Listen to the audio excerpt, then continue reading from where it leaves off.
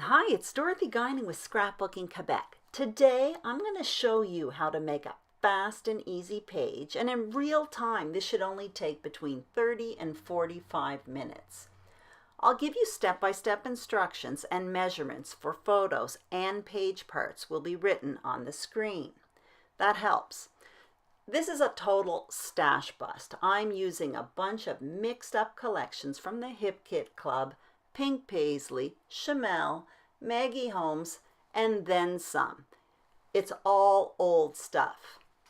Now, the first step is to create a frame-style foundation, and I did that with 3 pieces of paper and gutted the back. Then I trimmed 3 strips of paper that will form a border on the right-hand side of the page. I'm double matting my photo here, and the next step I am going to trim all of these strips of paper. I want each one of these strips to be different in size, in pattern, and in shape. So the middle one, I turned it into a tag.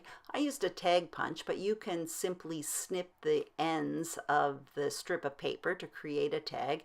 And what you see me doing here is creating a reinforcer for the tag. So all I did was use a hole punch, a circle punch, and I'm going to adhere it around the hole of the tag.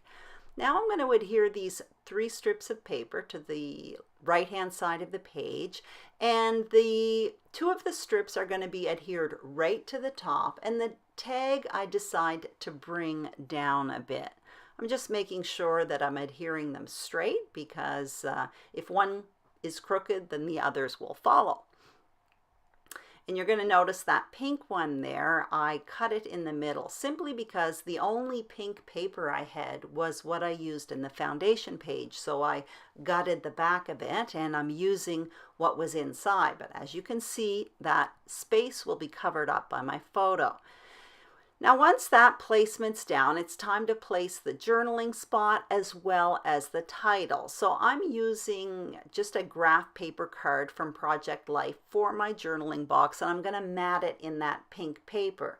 Now what I'm doing is cutting it out with a rectangle stitch die from Stampin' Up, just because I think they're cool.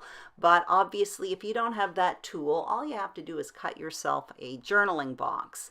You'll even notice that my journaling box, the white part, it doesn't quite fit inside the pink. There's going to be a little space at the bottom, but I'm not worried about that. First of all, it doesn't look bad, but secondly, I'm going to be covering that up with some decorations. Now my title is placed on wax paper and also the clear plastic paper that was already underneath the pink letters. And I'm mixing up 2 fonts here. I'm having fun with the title. And now what I'm doing is having fun placing the decorations. I'm going to create 2 main clusters, one on the top left-hand corner and the other at the bottom right around the journaling box. Now what I did with those stickers from Chamel, which have been in my stash forever, I ended up putting a bunch of the stickers on white cardstock, just backing it with white cardstock, almost turning it into a little ephemera pack. And I found that easier because when I create embellishment clusters, I like to play with the elements. I like to do some layering, and that is difficult with stickers. So if you have one of those sticker packs and you don't want to use them, or you tend not to use them, you may want to try just backing the stickers with cardstock and then playing with placement. Anyway, I found it helped. And also when I adhere them to the page, I can also add some dimensional stickers, dimensional adhesive as well, and that adds a bit of dimension and texture to the page. So after playing with the placement, I am now ready to commit to glue my title, photos, text box, and decorations. As you can see, I am placing some of the title on my photo. Now that's not something I always do. Basically, I'm pretty much of a photo purist. When I use material, I'm pretty sure it's photo safe, because not all the stuff out there is. And to some people it's not important, and that's okay too. But for me it's very important. And the same thing goes with my photos. If I have photos of people, of my grandmother, of my mother, of my sister, whatever, I do not want to add adhesive. I do not want to glue things on top of the photo.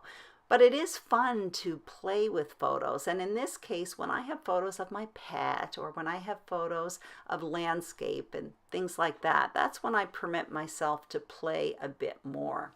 It's just a personal choice. So as you can see, I am now committing to my photo clusters at the bottom right and the top left around the title.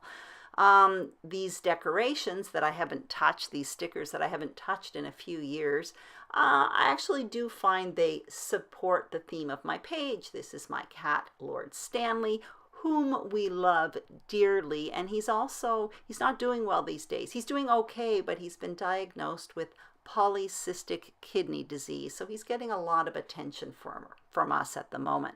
And he happens to love feathers, and he's like a little lion. That's why I have that sticker there. And that cloud represents a little bit of sadness, and the heart there represents love. I guess what I'm saying is that by looking into my decorations, I actually found a purpose for them. These aren't just randomly on the page. They actually have meaning to my story. Anyway, so I'm just about finished here. Gonna add a few more little decorations, and what I'm gonna do now is add some twine to the top of my page, and then I'm gonna finish off the page in a minute by adding some faux stitching at the top of 2 of those borders, and then I'll do it at the bottom underneath the title as well. All I'm doing here is I'm using a template by Stampin' Up. That doesn't exist anymore, but I use it frequently. And I use a paper piercing tool, and then I join the holes together with some black ink. I find it a great way to add a little touch of color to a page, a little finishing touch without adding a whole bunch of visual weight.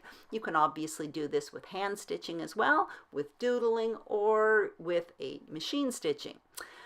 So that's my page, and I created this page, this total stash bust, with a kit I put together for the month of March for the How to Kill a Kit with Style series. That's a YouTube series where crafty YouTubers put together kits from their stash and try to use them all up throughout the month, in this case, the month of March. Well, that's part of the material I'm using here today is part of that kit. Thank you so much for watching. I hope you enjoyed this video. I hope you're inspired to use up your scrappy stash, and make sure you give me a thumbs up if you enjoyed this video, and don't forget to subscribe to Scrapbooking Quebec. Thank you so much for watching, and have a great day.